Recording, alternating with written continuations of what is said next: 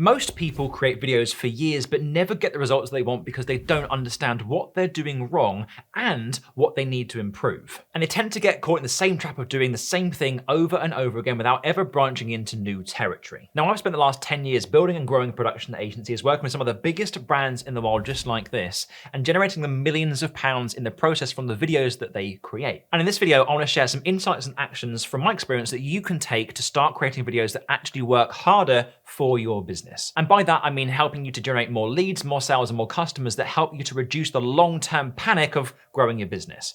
When you're ready, let's dive in. I've also got a very nice Canadian maple syrup coffee, if anybody cares. I recommend grabbing a coffee too, because this one's gonna be a deep one, all right? So I wanna first touch on the mindset that you need to have when you start creating videos, right? Despite what all of the experts say, and the fluffluencers and the wafflers and the snake oil salesmen, they're all lying and they're all wrong.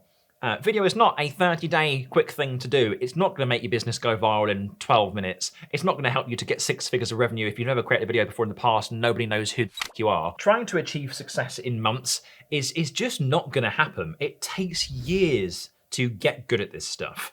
I've been doing it for 10 years. There's still things that I learn now that I never even thought of doing in the past. Again, you only really learn through doing the thing and getting the reps in, right? It's like driving a car. The only way that you're gonna be able to drive a car properly is to ditch the teacher, go and do a drive and keep doing it for 20, 30 years.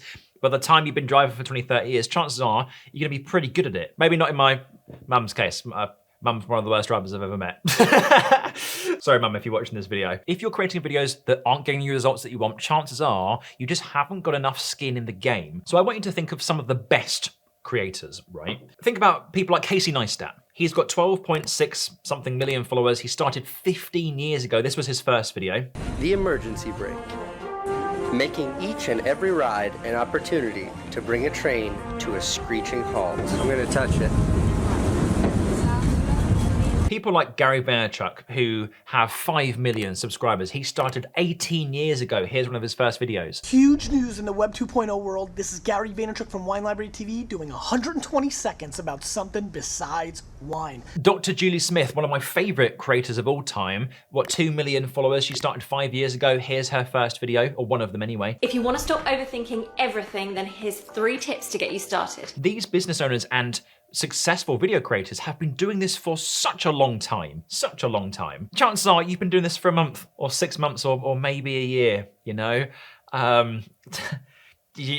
You can't even compare at that level. So your first mistake is likely gonna be mindset. You just haven't given it enough time to compound your learning to then create better videos that get results for your business. So I kind of see it like this as well, right? You create a video, right? And then you create another and another and another and you get 50 views and it feels a bit shit. But then someone comes along, watches your video and they go, whoa, this is really cool stuff. I'm gonna watch some more of their content and some more and some more. Those videos that you created a year ago start to get more views and they start to get seen more. Stick at it, build the mental discipline and create the rhythm that regardless of how stuff is doing, especially in those first 12 months or so, you keep doing the thing. That's how you get better. So that's the first thing that I need you to learn. The second thing is gonna be about quality. I'm gonna be honest, right? When I say, just get out. Ugh. You can't compete on a phone. You can't compete on a phone. Now, I'm a big advocate for filming on your phone, especially when you get started, right? Those first 20, 30, 40, 50 videos, this stuff, not a problem at all. But from my experience, there is a ceiling that you hit very quickly when it comes to filming stuff on your iPhone or your, whatever this is, or on a V5 flip thing. It does actually flip. Oh. That's nice. Okay. You need to spend money on upgrading your equipment. Spend some money on getting the camera. All right? It doesn't have to be all bells and whistles like this. This is, I would argue, quite expensive. I think the lens was like, what, 3 grand. This was like 3 grand. I wouldn't bother doing that. The one that I'm shooting on now is probably all in all 10, 15 grand setup. And I would argue that this looks sick, right? I'll turn them off. Well, now it just looks crap. It looks way too serious, you know? This is the power of lighting. 150 quid. You can get a great microphone. This cost, I think this is a NTG4 Plus, I think. I don't know what this is. Rode NTG4? I don't know. It's an invisible mic. It's like a big boom mic thing. That was like couple £100. And mate, you can buy a camera for sub £1,000 nowadays. You can get a Sony a7 III, or you can get a DJI Osmo Pocket 3. These cameras are insane. You can get a Sony ZV-E10 Mark II for like £1,000 with a zoom lens on it. It's incredible. I wouldn't usually say this, but the reason that I've said that in terms of upping your gear is because with social media being so competitive now, if people don't know who you are, you need that wow factor in what you do. If they're just scrolling iPhone video after iPhone video after iPhone video, and suddenly they see, whoa, that's professional, chances are it acts as a bit of a pattern interrupt, and that first impression is like, whoa, this person's seriously cool, I'm gonna check them out. This brings me on to point number 3, which is relevancy. I see a lot of people, especially when they're running a business, where their content just talks about themselves, or it sells. Nobody gives a shit about you, mate, all right? At least not many people do. So if you feel like your videos are falling into the void and falling on deaf ears, it's probably because you are talking about yourself too much, or you're selling what you do too much, or you're pushing your products and your services way too often. But instead of focusing on you, I want you to flip it, and I want you to start focusing on other people. Solve their problems first, okay? Be selfless, not selfish. You want to touch on their problems, their struggles, their frustrations, their pains, their agitations, what keeps them up at night. And instead of focusing on you and talking about you and talking about your products and services, I want you to position yourself as the knight in shining armor that can really help to solve this painful problem. So for example, let's say that you're like, oh, I now earn $100,000 a month and I'm really thankful because I've built this great business. Instead, flip that around from here's how I've built business that's allowed me to move to Dubai or whatever it is. So here are the things that I've learned that will help you to build the life you want to live. Your audience should then feel seen. They will resonate with it. They will emotionally connect with it. And that's really powerful when you come to build a business and you're trying to sell a product or a service. For example, this video that you're watching right now, I'm going to give you the breakdown of how I thought of the idea, right? And it's really, really simple. What is it that small business owners who are stuck creating videos actually want to do? Chances are they want leads and they want customers, right? Okay, well, why aren't they getting customers and leads for their business? Well, chances are it's down to a couple of different mistakes that they're making with their videos. Maybe it's down to traffic, maybe it's down to attention, maybe it's down to hooks or packaging or mindset or scripting, whatever it is. How do they get more leads and customers from the videos that they create? Well, they need to do these few things.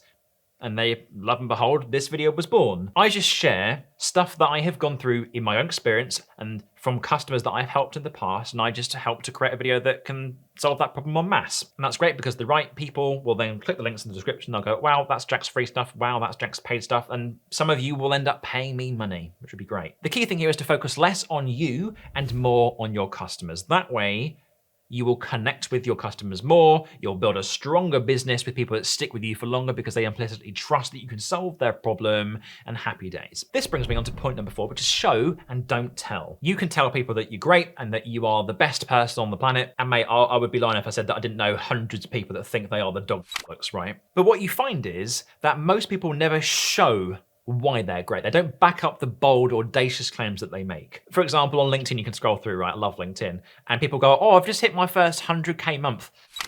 No, you haven't. I can literally see your P&Ls and I can literally see your annual accounts. You've made 70 grand, Sarah. Or one that I saw recently was, we've just maxed out our first course at 200 members. No, you didn't. No, you didn't. What you find with these people, and the pattern that I found, is that they make claims based on their thoughts as opposed to their lived experience. Or worse, they backtrack what they did. They had a bit of random success. They've now tried to mass market a bit of method to that madness and say that they've gone through this process when in actual fact, in reality, they've never done that before. So when I say show, don't tell, when you say things that you have achieved, back up the claims. Share screenshots, share testimonials from clients, share client stories of raving fans, share some behind the scenes content, right? I can share that I have worked with brands like Huel and Canna Water and Microsoft and AMD because I have the behind the scenes captured when we filmed with those businesses. I can show you the videos that we made for them when I was in agency days. I can share that we signed a 50 grand client because I documented the process and have it as a vlog on our old agency channel. I'm not going to share the name of it because I don't need to go and watch it because it's crap. Share the transformations and the before and afters of your customers rather than saying, oh, all of our members have had great experience this month. No, they haven't, because half of them haven't showed up and you've got no proof to back up your claim. If ever I say that, oh, I've really helped a client just hit a 10 grand month because of their videos, I will back that up, mate, with a screenshot of a conversation that they've said, I've just signed a 10 grand deal from the videos that I've made. Let's say that you're a PT and you have a client that is 20 stone and you've just taken them to 10 stone and they've got rock hard abs. Chances are, I'm gonna wanna work with you, mate, all right? Sign me up. If you see an advertising agency say that they've just generated £1 million for their client and you see the stats on their ad manager, again, sign me up, mate. Sign me up. If I've got to spend 20 grand to get £1 million, that sounds like a pretty good deal to me. Show them the results, back up your claims with evidence, and show, don't tell. And my final point here is be interesting. Nobody is going to listen to some boring sod on the internet, right? You might know a lot. You might be the expert in your industry. You might be an authority that people can really lean on. But if you aren't a personality online, you're going to really struggle to break through. So you need to start to build a bit of a tighter on-camera presence or personal brand. For example, recently, I've kind of been on this journey of not scripting it out. You know, I have a broad script, I'll show you here. This is my broad script right now, but it's just bullet point conversation starters. Months ago, I'd sit here and I'd have a teleprompter and I'd just read off the screen. And some big creators can do that. There's a real skill to reading in a teleprompter. I just prefer it now. If I have a point, I generally understand where I'm going, and I can kind of waffle on a bit. I can kind of dive into sub-stories. That's really how I've found my presenting style that works for me. But that's taken me 10 years to kind of figure out properly, you know, so it takes time. There are 3 things that you could now watch if you're a member within my community that will really help you to become a better presenter. The first is Presenting with Heart by an amazing guy called Jason Gunn. You've got a good idea, think, I'm going to video that, Jules. You should video it. Where you go? I'll just get my light, I'll get my tripod, I'll change my battery.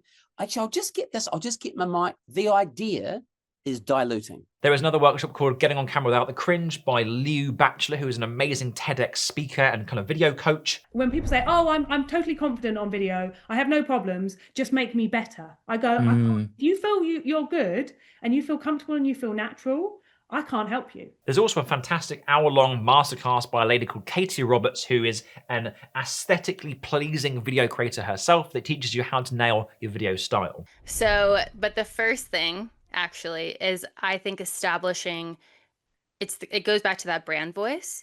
And a lot of that comes with your delivery style. If you want to check these 3 workshops out amongst the 250 hours of training, resources, tools, and masterclasses that you can dive into, I'll leave the link in the first one in the description for you to go and check out and potentially become a member of the Content Club. Just thought I'd sell a little bit there because we're almost at the end of the video, so I feel like it's fair, right? Needless to say, you need to work on mastering your presenting and your on-camera delivery. If you talk like this and you're a boring sod, chances are nobody's going to engage, your content is going to be boring, and people just aren't going to stick around. But if you present like this and you present with a bit more personality, you add emphasis into certain things that you say, you slow down when you want people to digest important information, and you start to speed up when you've got to grab people's attention. This can all be learned, by the way.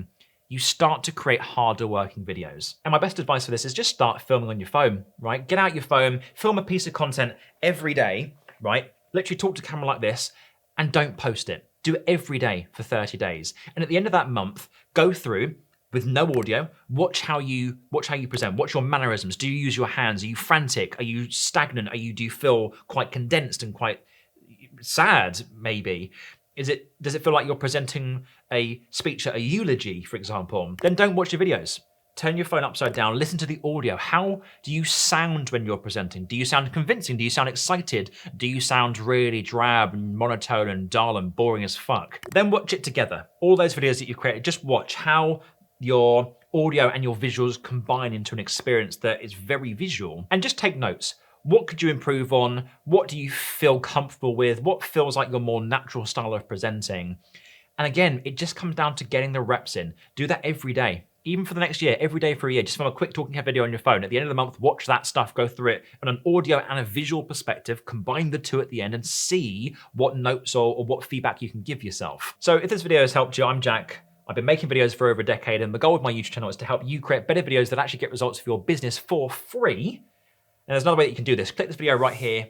It will help you to create better videos to market your business, because the marketing game has changed and there's a few things that you're going to need to learn in order to create videos that really work for your business by watching this video. Check it out. I'll see you in the next video. Cheers.